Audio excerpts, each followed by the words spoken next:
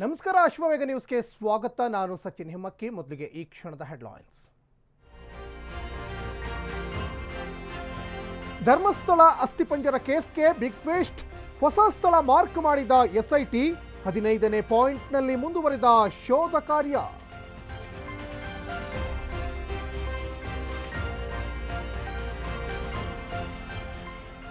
YouTubers ಗಲಾಟೆ ಬೆನ್ನಲ್ಲೇ alert. ಜೀವ ಭಯವಿದೆ, ಗನ್ಮ್ಯಾನ್ ಕೊಡಿ ಎಂದ ಅನಾಮಿಕ. ದೂರುದಾರನಿಗೆ ಎಸ್ಕಾರ್ಟ್ ವ್ಯವಸ್ಥೆ ಮಾಡಿದ ಕಾಕಿ.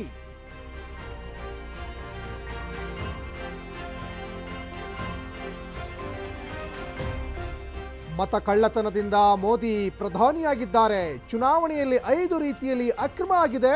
ಕೇಂದ್ರ ಸರ್ಕಾರದ ವಿರುದ್ಧ ಕೈ ನಾಯಕರ ವಾಗ್ದಾಳಿ.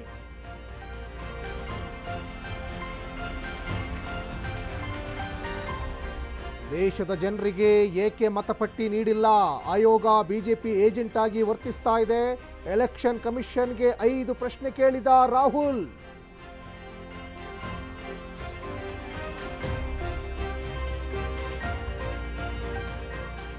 ಡಾಕ್ಟರ್ ವಿಷ್ಣುವರ್ಧನ್ ಸಮಾಧಿ ನೆಲಸಮ. ರಾತ್ರೋರಾತ್ರಿ ದಾದಾ ಸಮಾಧಿ ತೆರವು. ಅಭಿಮಾನ್ ಸ್ಟುಡಿಯೋ ಮಾಲೀಕರ ವಿರುದ್ಧ ವಿಷ್ಣು ಫ್ಯಾನ್ಸ್ ಕಿಡಿ.